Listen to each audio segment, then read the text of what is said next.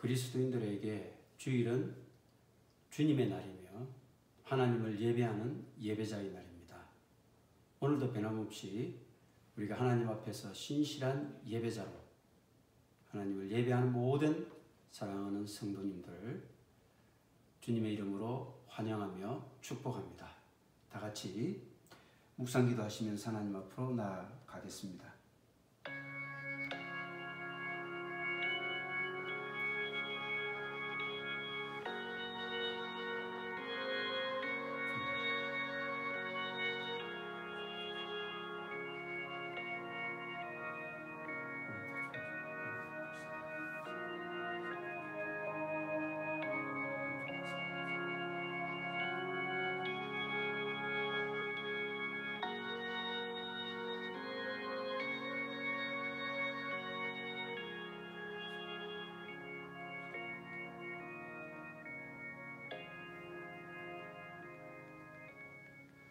만군의 주 여호와 하나님 아버지, 지난 한 주 동안 세상 삶에 분주하여 때로는 넘어지고 낙망하고 실패할 수밖에 없었던 저희들을 변함없이 사랑하여 주셔서 오늘 이 시간도 하나님께 예배자로 서게 하심을 감사드립니다. 이 광야 같은 인생길을 걸어갈 때 주님 잡은 그 손 놓지 않게 꽉 붙잡아 주시고 주를 향한 믿음, 그 믿음이 비록 연약하고 보잘것없는 것일지라도 천성에 이르는 그날까지 매일 조금씩 그리스도의 장성한 분량에까지 이르게 하여 주시옵소서. 광야길 걷는 동안 구름기둥과 불기둥으로 보호하시고 인도하시는 전능하신 하나님 아버지께 날마다 성소에 나아가 삶으로 예배하는 예배자로 살아가게 하여 주시옵소서. 이 시간 드리는 저희들의 예배가 신령과 진정으로 드리는 예배가 되게 하시고 하나님 홀로 영광받아 주시옵소서. 감사를 드리오며 예수님 이름으로 기도드리옵나이다. 아멘. 다같이 사도신경 하심으로 우리의 신앙을 고백하겠습니다. 전능하사 천지를 만드신 하나님 아버지를 내가 믿사오며 그 외아들 우리 주 예수 그리스도를 믿사오니 이는 성령으로 잉태하사 동정녀 마리아에게 나시고 본디오 빌라도에게 고난을 받으사 십자가에 못 박혀 죽으시고 장사한 지 사흘 만에 죽은 자 가운데서 다시 살아나시며 하늘에 오르사 전능하신 하나님 우편에 앉아 계시다가 저리로서 산자와 죽은 자를 심판하러 오시리라. 성령을 믿사오며 거룩한 공예와 성도가 서로 교통하는 것과 죄를 사하여 주시는 것과 몸이 다시 사는 것과 영원히 사는 것을 믿사옵나이다. 아멘. 다같이 찬송가 26장 하나님께 올려드리겠습니다.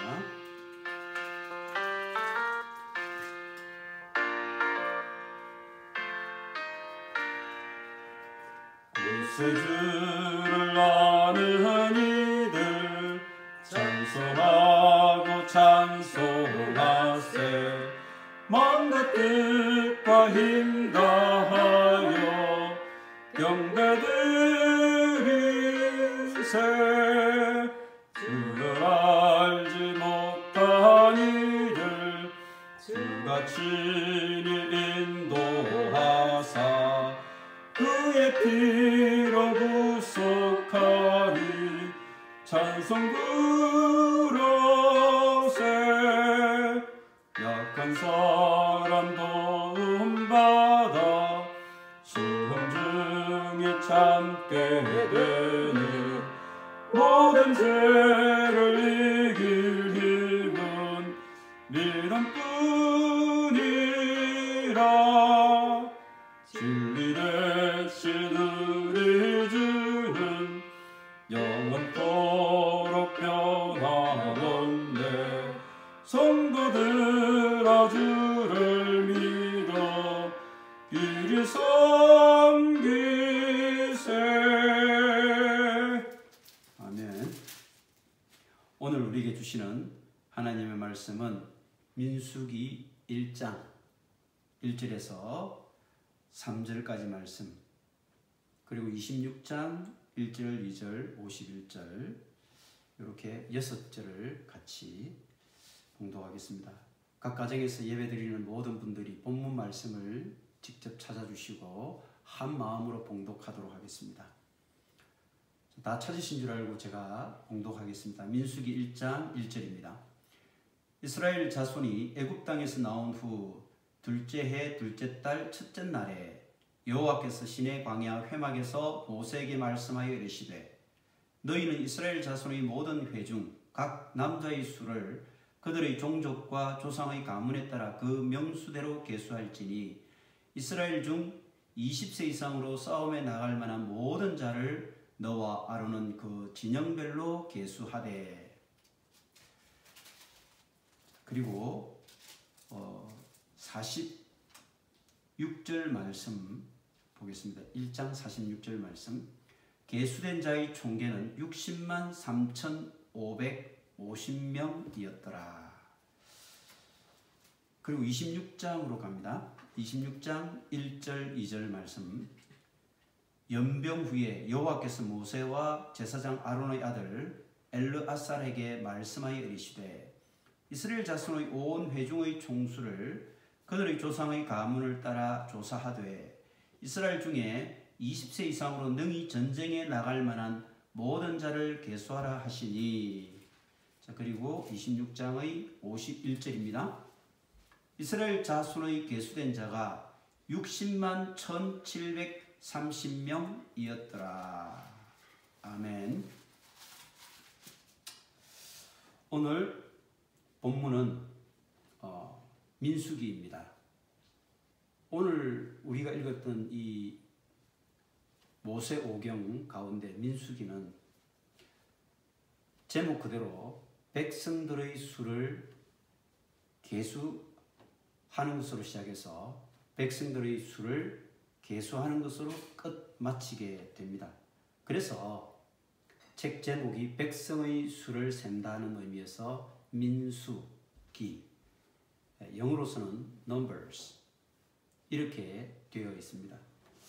그렇지만은 지난 시간에도 말씀드린 대로 원래 히브리 원어에 보면 히브리 원어는 첫 시작하는 문장의 그 어구 거기에서 제목을 따온다고 말씀을 드렸었는데 오늘 본문에도 보면 1장 1절에 보면 이스라엘 자손이 애굽 땅에서 나온 후 둘째 해 둘째 달 첫째 날에 여호와께서 시내 광야 회막에서 모세에게 말씀하여 이르시되 이 1절 문장 가운데 여호와께서 시내 광야 회막에서 광야에서 이르는 이 말씀이 사실은 히브리 원어의 민수기 책 제목입니다. 광야에서. 히브리어로는 미드바르 광야라는 단어입니다. 광야에서. 그래서 장소를 뜻하는 접두어 미다바르 말씀이라는 다바르 합쳐져 가지고 말씀이 있는 곳, 이것이 바로 광야라고 하는 미드바르, 히브리어로 미드바르가 된 것입니다. 사실 말씀이 있는 곳, 또 하나님의 말씀이 선포되는 곳이 광야라는 뜻이기 때문에 어찌 보면 단순히 백성들의 수를 센다는 의미의 민수기라는 제목보다는 하나님 말씀이 선포되어지는 곳 광야라고 하면 오히려 훨씬 더 또 민수기 본문 전체의 내용을 함축적으로 잘 표현해주는 그런 제목이 될 수 있을 것 같습니다. 하나님의 말씀이 선포되어지는 곳이 어디였습니까? 바로 성막, 그것도 지성소 안에 있는 언약궤 위에 하나님의 임재 장소인 속죄소가 있다고 말씀을 드렸죠.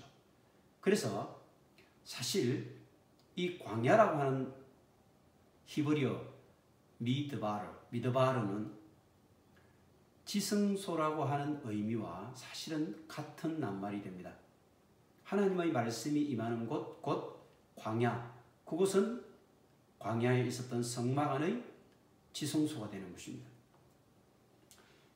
자, 책 제목을 제가 이렇게 말씀드리는 이유는 책 제목은 그 책 전체의 내용을 함축적으로 나타내 주는 것이 되기 때문에, 그래서 책 제목을 우리가 올바르게 이해하는 것이야말로 전체의 내용을 올바르게 이해할 수 있는 중요한 열쇠가 되는 것이기 때문입니다. 출애굽한 이스라엘 백성들이 2개월 정도의 시간에 시내산에 마침내 당도하게 되지요. 시내산에 당도한 이스라엘 백성들과 하나님께서는 언약을 맺게 됩니다. 소위 말하는 시내산 언약이죠. 이 시내산 언약에서 하나님께서는 이스라엘 백성을 자신의 소유물로 삼으시되 거룩한 나라의 제사장으로 삼아 주신다고 약속하시죠. 그러면서 하나님 나라의 거룩한 제사장이 되기 위해서는 두 가지가 요구되어진다라고 하시면서 두 가지를 주셨죠. 한 가지는 율법입니다. 십계명을 비롯한 생활상의 여러 가지 계명과 율법을 주시죠. 또 한 가지는 성막을 주십니다. 하나님 앞으로 나아가서 어떻게 제사를 지낼 것인가, 어떻게 예배할 것인가에 대해서 아주 상세하게 원칙과 여러 가지 계명들을 또 주신 것이 있습니다. 율법은 신명기에 더 구체적으로 나타나게 되죠. 그리고 성막에 대해서는 레위기에 아주 세부적인 지침으로 규정되어 있습니다. 그래서 출애굽기의 이 두 가지 하나님께서 주셨던 요건, 계명은 신명기로, 성막은 레위기로 이렇게 연결이 되게 되어 있습니다. 그런데 오늘 우리가 살펴보게 될 이 본문 민수기는 사실은 이스라엘 백성들이 제사장으로서 살아가야 할 원칙인 율법과 또 제사장으로서 행해야 할 그런 성막의 여러 가지 규정들에 대한 것이 아니라 그것을 토대로 하여서 그들이 삶 가운데, 실제 삶 가운데 어떻게 살았는가에 대한 기록, 그것이 바로 민수기가 되겠습니다. 이 민수기를 통해서 우리에게 오늘 하나님께서 어떤 마음을 전하고 싶어 하실까? 그래서 그 하나님 마음, 그것을 몇 가지 우리가 같이 생각하면서 하나님의 마음을 보다 더 잘 이해하는 시간이 되었으면 좋겠습니다. 첫 번째는 광야를 사는 삶, 그리고 광야 교회를 사는 삶, 이 둘은 분명히 다르다고 하는 것입니다. 광야를 사는 삶과 광야 교회를 사는 삶이 어떻게 다를까요? 우리는 예수 그리스도를 믿는 그리스도인 가운데 최초의 순교자로 스데반을 꼽습니다. 스데반이 순교 직전에 제사장들과 그리고 여러 유대인들, 바리새인들 앞에서 마지막 설교를 하게 됩니다. 그 설교에 보면 이스라엘의 40년 광야 생활을 그는 단순히 광야 생활이라고 하지 않고 광야 교회라고 표현을 하고 있습니다. 사도행전 7장 38절을 제가 봉독합니다. 시내산에서 말하던 그 천사와 우리 조상들과 함께 광야 교회에 있었고 또 살아있는 말씀을 받아 우리에게 주던 자가 이 사람이라. 이 사람은 물론 모세를 말합니다. 그래서 그 광야를 지나던 이스라엘 조상들의 삶을 스데반은 단순히 광야의 삶이 아니라 광야 교회라고 이렇게 표현을 하고 있다는 것입니다. 그러면 우리는 여기서 순례자와 또 방랑자의 차이점이 무엇인가, 이것을 한번 생각해 봤으면 좋겠습니다. 여러분, 순례자와 방랑자는 전혀 다릅니다. 어떻게 다를까요? 첫 번째, 하나님의 부르심에 대해서 반응을 하느냐, 그렇지 않느냐의 차이가 있죠. 하나님의 부르심에 반응을 하는 사람은 우리가 순례자라고 합니다. 반면에 하나님의 부르심이 아무리 간절하고 하나님의 부르심이 아무리 반복되어진다 해도 하나님의 부르심에 전혀 신경 쓰지 않고 냉담한 사람들은 순례자가 아니라 방랑자일 뿐입니다. 오늘날 수많은 사람들이 여러분 복음을 얼마나 많이 듣고 있습니까? 그 복음을 들은 사람 중에 반응하는 사람들이 얼마나 될까요? 그 중에 반응하는 사람들을 우리는 순례자라고 얘기합니다. 그러나 반응하지 않고 그냥 무덤덤하게 그들 자신의 생각과 이기심으로 가득 차 있는 많은 사람들을 우리는 방랑자라고 얘기를 합니다. 이렇게 방랑자들은 광야를 살아가는 인생들일 뿐입니다. 정체 없이 이 인생이라는 광야길을 걸어가다 배회하고 방랑하고 쓸쓸하게 그들의 삶을 마무리하게 되는 그런 참으로 처근하고 불쌍하기 짝이 없는 영혼들이죠. 그러나 우리가 하나님의 말씀에 반응하는 사람들은 순례자입니다. 여러분, 김춘수 시인의 꽃이라는 시를 아마 다 아실 겁니다. 그가 나의 이름을 불러주기 전에는 나는 다만 하나의 몸짓에 지나지 않았다. 다만 하나의 몸짓에 불과했지만 그가 나의 이름을 불러주었을 때 나는 그에게로 가 꽃이 되었다.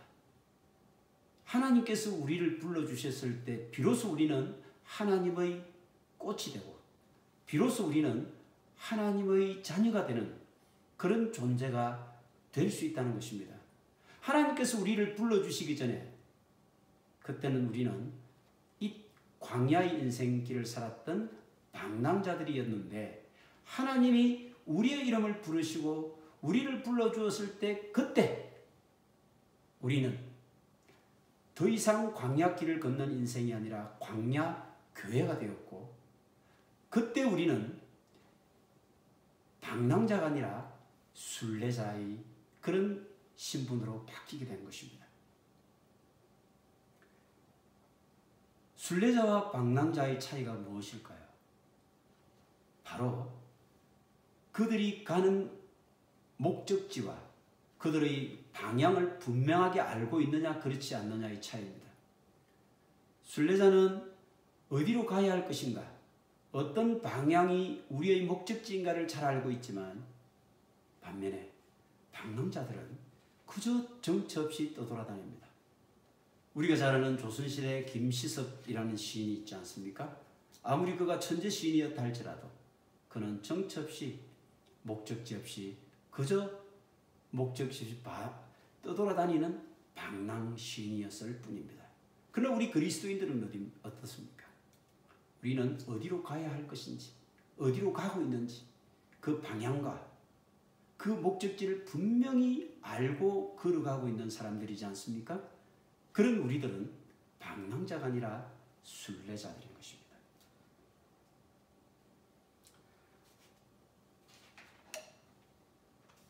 세상 사람들은 자신의 그런 여러 가지 판단이나 또 이성적인 사고 이런 것들을 동원해서 자신들이 믿고 생각하고 있는 그런 철학적인 논리로 그들의 목적과 방향을 정하고 있습니다. 하지만 그들의 길은 광야의 길이고 그들의 인생길은 방랑자의 길에 불과합니다. 그 끝이 어디입니까?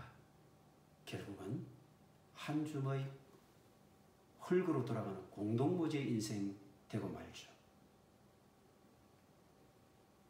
세 번째는 순례자와 방랑자의 차이점은 바로 자기 정체성이 분명하냐 그렇지 않느냐 이 차이입니다. self identity. 내가 누구인가를 정확히 깨닫고 살아가는 사람, 이런 사람을 우리는 광야 교회를 살아가는 순례자들이라고 얘기합니다. 내가 누구인가를 여러분 잘 깨닫고 분명하게 인식하고 있는 사람들은요, 하나님 앞에 서면 그렇게 넋두리가 많던 것들도 침묵하게 됩니다. 순례자들이 하나님 앞에 서게 되면 정말 여러 가지로 복잡하고 아주 참 갈팡질팡하던 이 모든 것들이 깨끗이 정리가 됩니다. 그래서 최종적으로 하나님 앞에서 그는 하나님을 찬양하며 그 은혜에 감사하는 사람으로 바뀌게 되는 것입니다. 반면에 그저 닥치는 대로 매일매일을 살아가는 그런 사람들, 기계처럼 분주하게 다람쥐 쳇바퀴 돌듯이 그렇게 살아가는 사람들이 얼마나 많습니까? 그들은 이 광야길을 걷다가 그저 탈진해버리고 마는 방랑자들의 인생들입니다. 여러분, 우리는 하나님의 부르심을 받고 하나님의 제사장으로서 하나님을 예배하는 자로 살아가는 순례자들입니까? 그래서 광야교회를 살아가고 있습니까? 아니면 방랑자들입니까? 그래서 광야를 정처 없이 배회하고 그저 매일매일 주어지는 시간들을 목적 없이 살아가는 그런 광야의 방랑자들입니까? 두 번째, 하나님께서 우리에게 주시는 마음입니다. 하나님의 백성, 거룩한 나라의 제사장이 된다는 것은 무수한 고행이나 수많은 공덕을 쌓아서 가는 것이 아니라 그저 하나님의 단순한 은혜일 뿐이라는 것입니다. 오늘 본문 말씀 1장 1절 말씀을 다시 한번 제가 봉독합니다. 이스라엘 자손이 애굽 땅에서 나온 후 둘째 달 첫째 날에 여호와께서 시내 광야 해막에서 모세에게 말씀하여 이르시되. 지금 이스라엘 백성들이 시내산에서 이제 다시 하나님께서 약속하셨던 가나안 땅을 위해서 향해서 출발하도록 이렇게 출발 명령이 떨어지기 직전입니다. 그래서 출발하기 직전에 이스라엘 백성들을 모아서 다시 한번 20세 이상의 장정들의 수를 계수하는 과정으로 시작됩니다. 그럼 그 출발하는 때가 언제인지를 여러분 다시 한번 잘 보시기 바랍니다. 출애굽한 후 둘째 해 둘째 달, 출애굽한 후 1년이 지났다는 것이고요. 둘째 달이기 때문에 한 달이 더 지났다는 것이죠. 그래서 출애굽할 때가 첫째 해 1월 그리고 14일이 6월절이었기 때문에 1월 14일 날 출발했다면 시내산에 3개월 후에 도착하고 그들이 제사장으로서 지켜야 할 여러 가지 계명과 성막에 대한 지침들에 대해서 교육받고 훈련받았던 기간이 약 1년 가까이 됩니다. 그러니까 결국 하나님께서 이스라엘 백성들을 노예의 때를 베끼고 그들을 하나님의 거룩한 나라의 제사장으로 만드시는 데에는 사실은 1년이면 충분하다고 하나님께서는 생각하셨던 것입니다. 그래서 1년이라는 짧은 기간 동안 그들의 신분이 완전히 바뀌었지 않습니까? 예, 노예는 평생 노예입니다. 그저 아무런 희망도 없고 주인을 위해서 평생 그 육신을 바치고 충성을 바치고 목숨을 바쳐야 하는 존재가 노예 아닙니까? 그런 노예의 신분을 하나님을 예배하며 하나님을 찬양하며 하나님을 높여드리는 제사장으로 그렇게 선택해 주시고 그렇게 살아가도록 훈련시켜 주시는데 1년이라는 시간으로 충분했다는 것이죠. 근데 세상의 종교들은 어떻습니까? 그들이 믿는 신의 뜻을 이루는데 평생을 걸쳐서 수행하고 공덕을 쌓고 아침 저녁으로 치성을 드리고 온갖 뇌물을 올려서 제사를 드리고 이렇게 하고 있지 않습니까? 하나님의 은혜는 그런 모든 것들을 다 무효화시켜 버립니다. 하나님은 하나님의 은혜로 단번에 모든 것들을 다 바꾸어 버려 놓으시기 때문입니다. 오직 하나님의 은혜로만 그렇게 그 모든 신분을 단번에 바꾸어 놓는 하나님의 선물이라는 것을 우리가 꼭 기억을 했으면 좋겠습니다. 이스라엘의 끝없는 실패와 배반. 이 민수기는요, 이스라엘 백성들이 가나안 땅으로 모세의 인도를 받아가는 과정에 끊임없이 하나님께 도전하고 하나님의 마음을 아프게 하고 배반하는 그런 여정으로 그려져 있습니다. 정확하게는 8번의 배반과 도전이 등장하게 됩니다.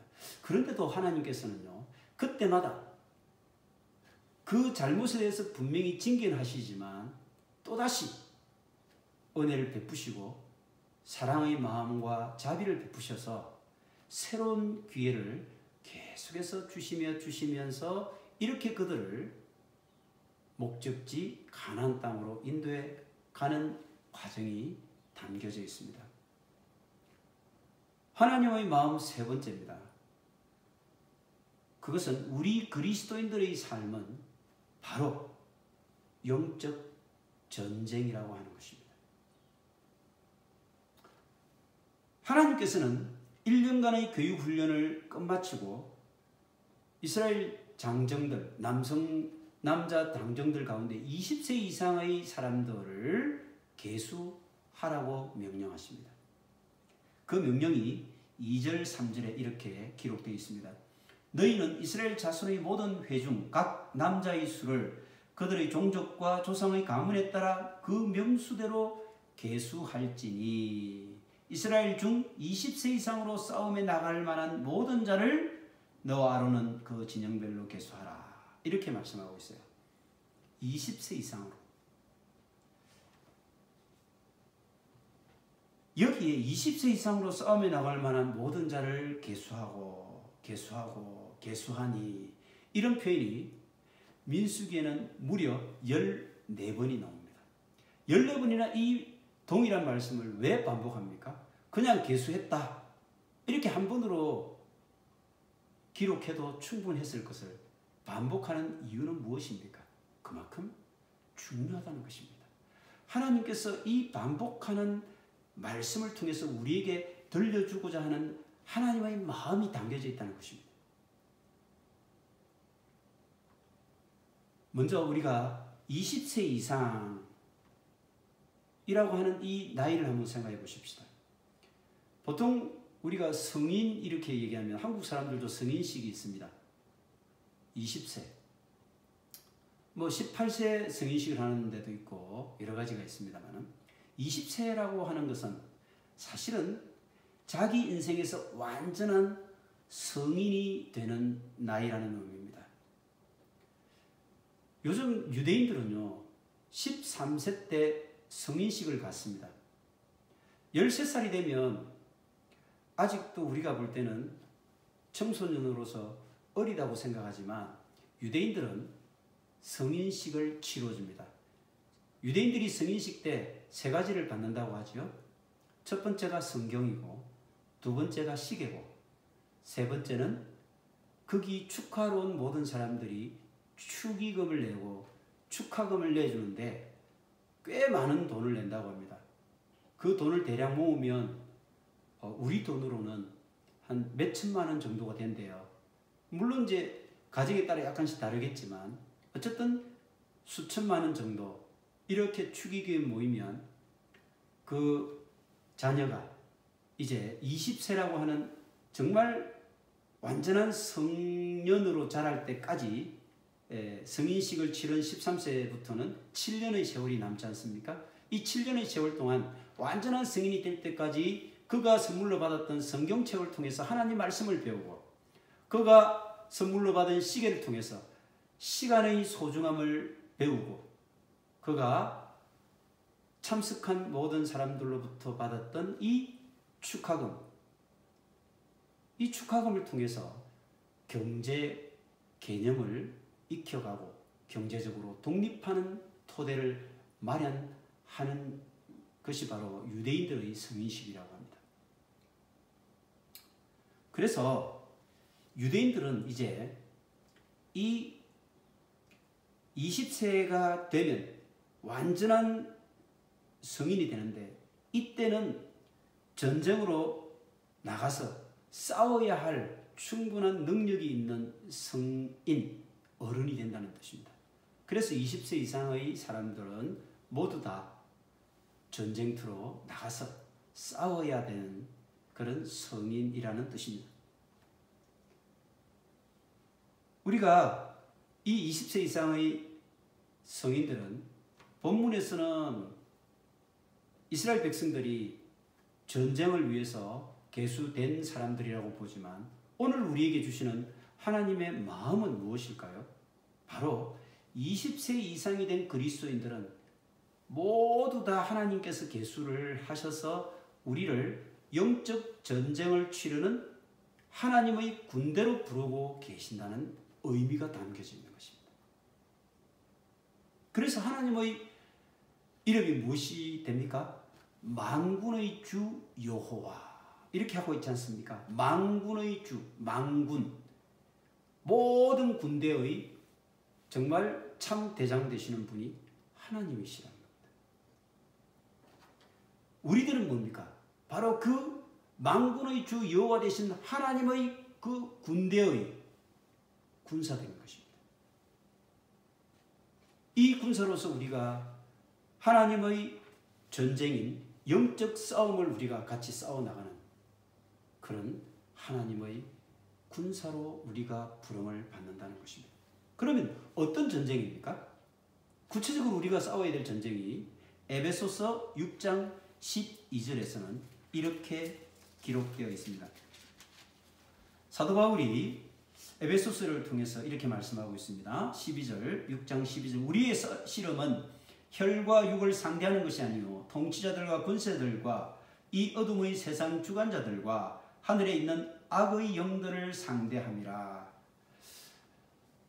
결국 우리의 싸움은 혈과 육의 싸움이 아니라는 것입니다. 바로 이 세상 어둠을 지배하고 통치하고 있는 악한 영들을 상대하는 싸움이라는 것입니다.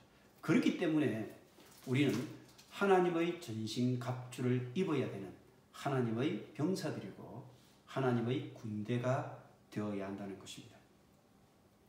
베드로 사도도 베드로 후서에서 이렇게 말씀하고 있지 않습니까? 근신하라, 깨어라. 너희 원수 마귀가 우는 사자와 같이 삼킬 자를 두루 찾아 헤매고 있나니. 우리의 원수 마귀가 삼킬 자를 두루 찾아 헤매고 있습니다. 우리가 이 영적 싸움에서요, 정신 차리고 있지 않으면 우리는 금방 그 원수 마귀의 밥이 되는 것입니다. 그리스 신화에 보면 전쟁의 신 아테네가 나옵니다. 아테네 신은요, 정말 전쟁을 준비하는 신이었지만 우리 하나님은요, 바로 죄와 싸울 준비를 하고 계신 것입니다. 이것이 세상 신화 속에 등장하는 신들의 전쟁과 우리 하나님의 전쟁의 차이입니다. 살아계신 우리 여호와 하나님의 전쟁은 바로 우리를 이 죄의 싸움에서 승리하게 하시는 그런 영적 전쟁이고 영적 전투를 준비하시며 치러가시며 그 전쟁에서 이기게 하시는 분이시라는 것입니다. 한 가지 더 주목해 볼 그런 사실이 있습니다. 우리가 20세 이상의 젊은이가 하나님의 군대가 되어서 영적 싸움터로 가야 된다고 말씀을 드렸죠. 그렇다면 우리가 전쟁터에 나가서 싸우기가 부적절한 70세 이상의 노인들은 어떻겠습니까? 70세 이상의 노인들한테 전쟁터에 나가서 싸우세요. 무장을 하고 나오세요. 이렇게 말하기 어렵겠죠. 그런데요, 분명히 오늘 본문에서는 20세 이상의 사람을 계수하라 라고만 되어 있잖아요. 70세 이하까지만 해라 이런 말이 없어요. 왜 연령의 상한선이 없을까요? 왜 그렇다고 여러분 생각하십니까? 그것은요, 이 영적 전쟁은 은퇴가 없다는 것입니다. 영적 전쟁이 70이면 영적 전쟁을 안 하고 80이면 영적 전쟁을 안 하고 은퇴하고 그냥 은퇴를 즐기는 시간들입니까? 아닙니다. 우리는 이 그리스도인들의 영적 싸움은요, 하나님의 나라 그 천성에 이르는 그날까지 쉬지 않고 변함없이 계속 치루어 나가야 할 그 싸움이 바로 영적 전투이며 이 싸움 아닙니까? 그러니까 우리에게는요, 20세 이상 되면 우리는 하나님의 군대로 부름받는 그리스도의 군사가 되어야 할 뿐만 아니라 이후에는 은퇴 없이 평생도록 우리는 이 영적 싸움을 멈추지 말아야 한다는 것을 말씀하고 있는 것입니다. 하나님의 단계적 구원 계획이 어떻게 진행되고 있을까요? 창세기를 한번 보세요. 아브라함 부르셨죠. 이삭, 야곱 이렇게 한 가문을 부르셔가지고 그 가문을 훈련시켜서 이제 하나님은 구원의 기초를 쌓으십니다. 그리고요, 출애굽을 보면 그 가문의 자손들을 통해서 이제 하나의 민족으로 만들지 않습니까? 이렇게 민족으로 만들어서 그들을 유월절 지나 시내산으로 이끌어 시내산 계약을 맺으시면서 하나님의 자녀로 삼으십니다. 하나님의 자녀로 삼으시는 것이 바로 13세 자녀로서 이제 그들은 하나님의 자녀가 되었습니다. 그런데 민수기에서는 어떻습니까? 이제는 20세 이상의 성년으로 그들을 부르십니다. 바로 그들을 하나님의 군대로 부르시는 것입니다. 그래서 하나님의 단계적 구원 계획을 보면 창세기의 가문을 선택해서 기초를 마련하셨고 출애굽기를 통해서 하나님의 자녀, 어린 자녀가 되게 하셨지만 이제는 민수기를 통해서 하나님의 20세 이상의 건장한 성인으로 부르셔서 하나님의 군대로 우리를 부르신다는 것입니다. 이것이 하나님의 그 단계적 구원 계획 속에 들어있는 그 내용입니다. 하나님의 마음이 어떻게 나타날까요? 네 번째는 우리가 생각하는 이 힘의 근원, 원천, 이것은 숫자의 많고 적음에 있는 것 같이 보이죠? 그러나 결단코 하나님의 힘의 원천, 근원은 숫자의 많고 적음이 아니라 하나님 그분 자체에 있다는 것입니다. 하나님을 우리가 함께 하느냐 함께 하지 않느냐의 이 차이가 힘의 근원의 있고 없음의 차이이지 얼마나 많은 수가 되며 얼마나 크고 숫자가 많은가에 있지 않다라고 하는 것입니다. 민수기 오늘 읽었던 1장 46절 말씀을 제가 다시 한번 읽겠습니다. 계수된 자의 총계는 60만 3,550명이었더라. 지금 이스라엘 백성들을 하나님께서 20세 이상의 장정들을 계수하라고 하지 않았습니까? 12지파, 유다 지파, 베냐민 지파 등등등등 해서 총 12지파의 20세 이상의 장정들의 숫자를 다 세하려 보니까 60만 3,550명이 된 거예요. 대한민국의 군인들의 숫자가 대략 얼마나 됩니까? 한 60만 명 되죠. 60만 군인 이렇게 얘기 보통 하는데 그 정도 숫자가 된 거예요. 그러면 세상 사람들의 시각으로 보면 어때요? 60만이면 어마어마한 군사 아닙니까? 야, 이스라엘이 이렇게 60만 대군을 보유한 막강한 민족이 되었구나. 이렇게 생각하고 판단을 할 수 있습니다. 그래서 이런 인간적인 시각이 오늘날 교회에도 사실은 없지 않습니다. 사람들의 출석 교인들이 숫자가 많으면 대형 교회, 적으면 소형 교회, 이렇게 대형과 소형을 그렇게 구분해요. 그러면서 그 대형 교회는 소형 교회를 약간 무시하거나 또 이렇게 은근히 차별하는 이런 경향이 없지 않다는 말입니다. 하나님께서도 그렇게 보고 계실까요? 결코 그렇지 않습니다. 이런 우리의 인간적인 시각은 옳은 것이 결코 아니라는 것입니다. 사무엘 하에 24장 1절 이하에 보면 다윗이 백성들의 수를 계수하는 내용이 나옵니다. 다윗이 정말 승승장구하는 그런 시절이었죠. 그래서 다윗 왕국이 기초가 탄탄해지고 이제 부강한 나라로 커가고 있었습니다. 그때 다윗은 부하 장군의 만류에도 불구하고 이스라엘 백성들을 계수하는 계수 명령을 내리게 되는 거예요. 이것이 하나님 앞에 큰 범죄가 되는 것이죠. 왜요? 결국은 이 나라의 안녕과 부국을 백성들의 수, 군사들의 수로 좌우할 수 있다라고 생각을 했던 그런 실책을 범했다는 것입니다. 그래서 하나님 앞에 이것이 큰 범죄가 되어서 이스라엘 백성들이 온역으로 7만 명이라고 하는 생명이 죽어가게 됩니다. 나라의 부강을 숫자로 이해한 다윗의 실책.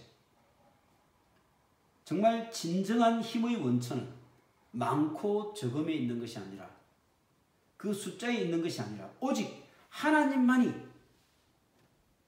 힘과 능력의 근원이 된다는 것을 다시 한 번 더 말씀해 주고 있습니다. 하나님의 마음이 담겨져 있는 다섯 번째 메시지는 무엇일까요?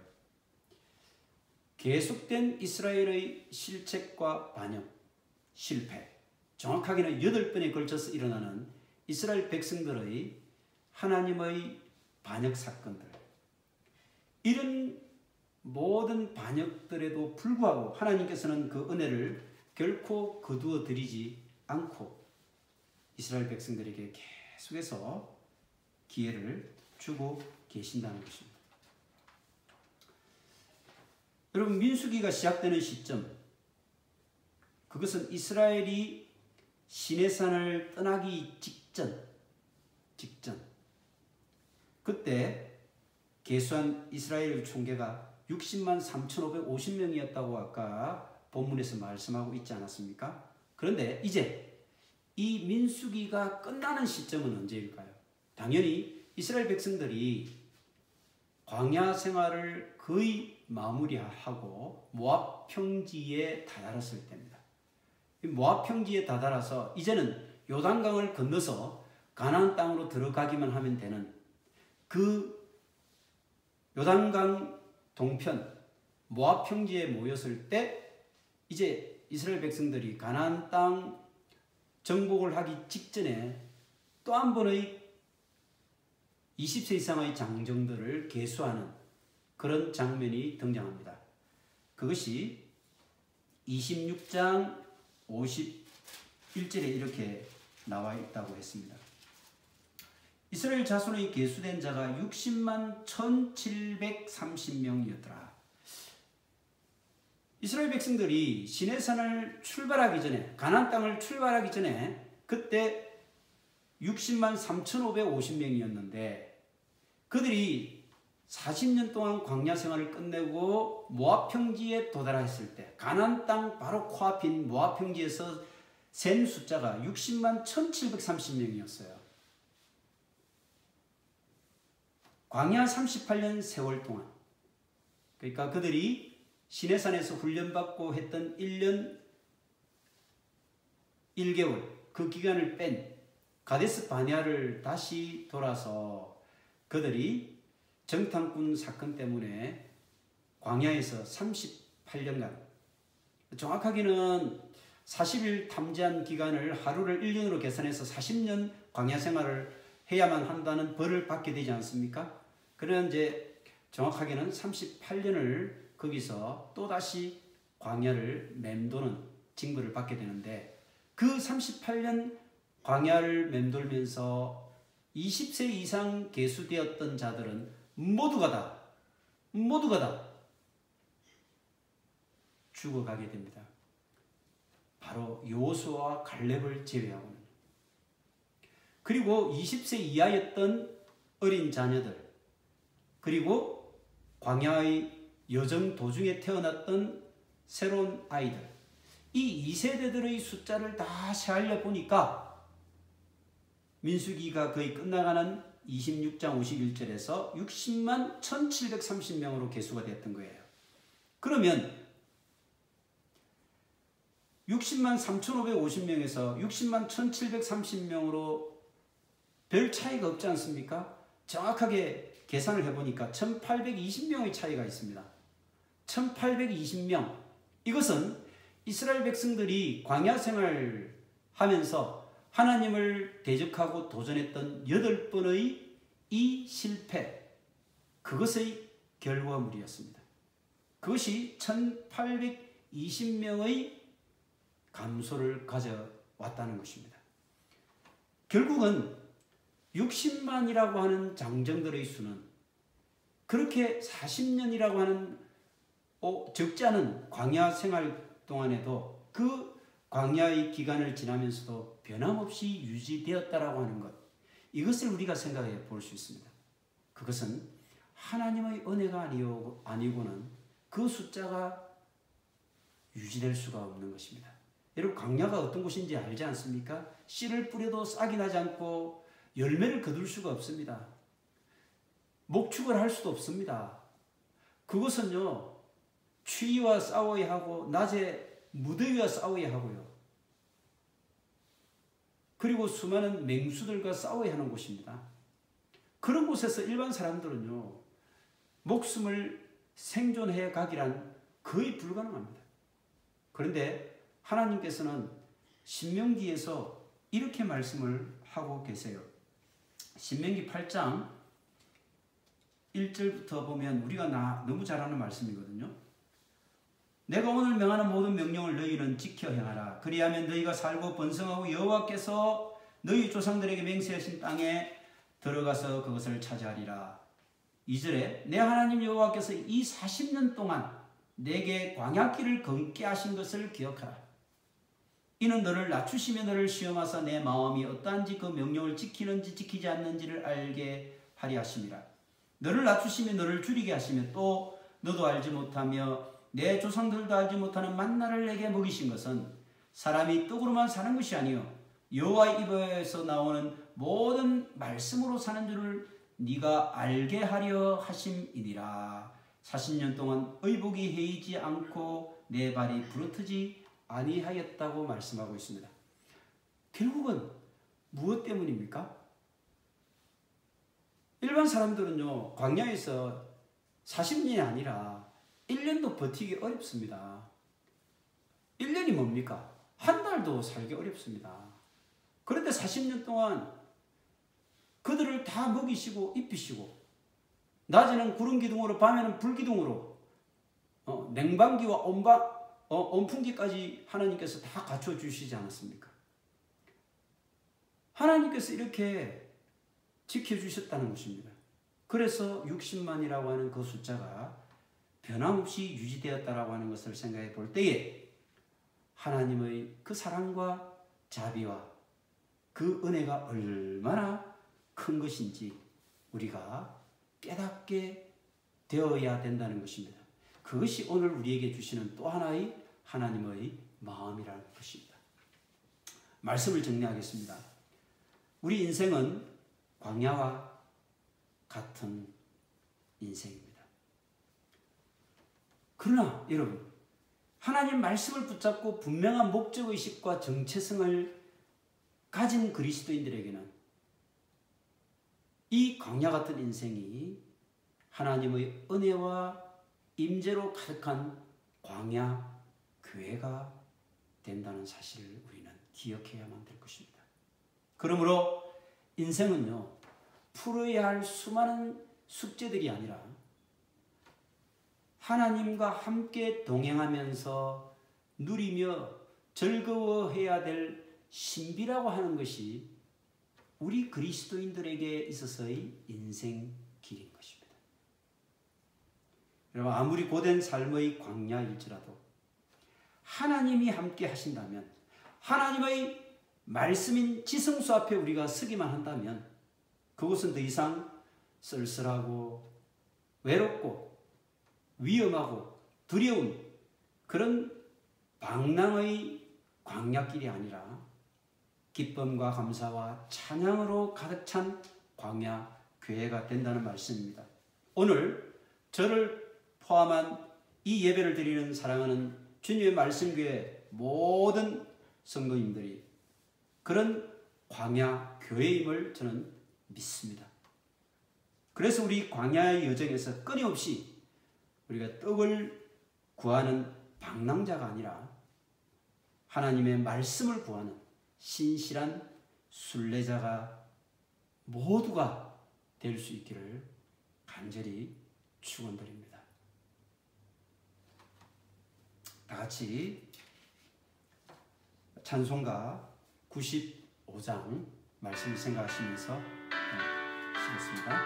95장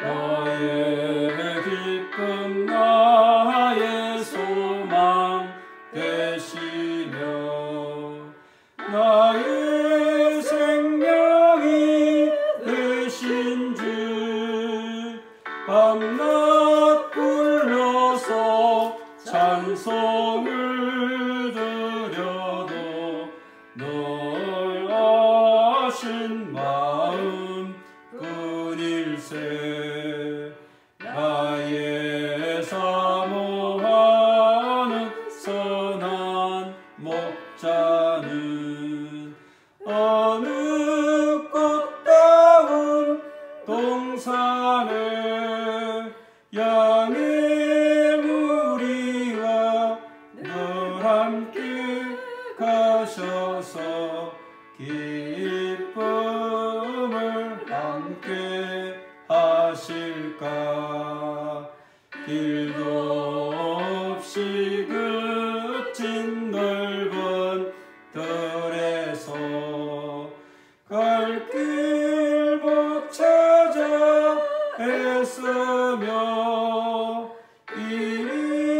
이리저리로 헤매는 내 모양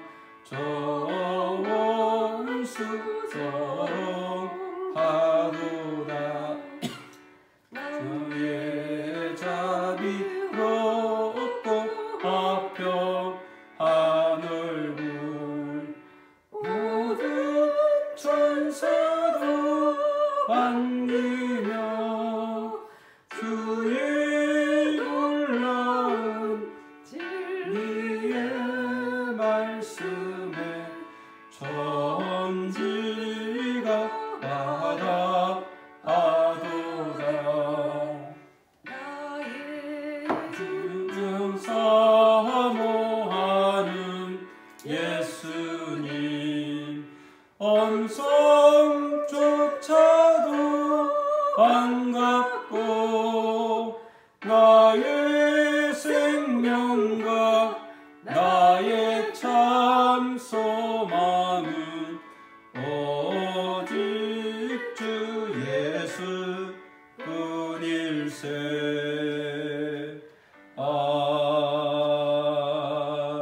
아멘.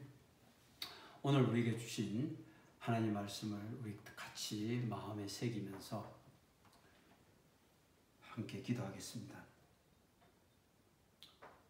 전능하신 만군의 여호와 하나님 아버지, 저희들의 광야 같은 인생길을 함께 해주시고 우리가 진정 광야가 아니라 광야 교회가 되게 해주심을 감사드립니다.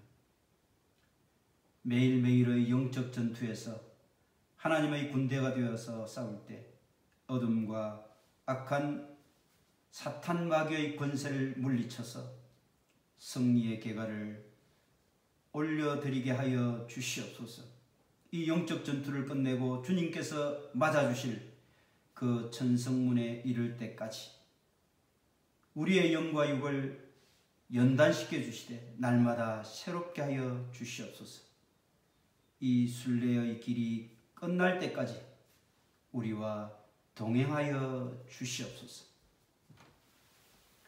이제는 우리 주 예수 그리스도의 크신 은혜와 하나님 아버지의 무한하신 사랑하심과 성령님의 교통교제 위로 충만케 하심이 광야길 같은 인생을 광야교회로 바꾸고 훈련과 연단을 통해 그리스도의 장성한 분량에까지 자라나 매일매일의 영적 전투에서 승리의 계가를 부르기로 다짐하며 소망하는 사랑하는 주님의 말씀교회 모든 지체들 머리머리 위에, 그들의 일터와 가정과 사랑하는 가족들 위에, 그들이 만나는 모든 인생들 위에 지금부터 영원까지 함께하여 주시기를 간절히 축원하옵나이다. 아멘.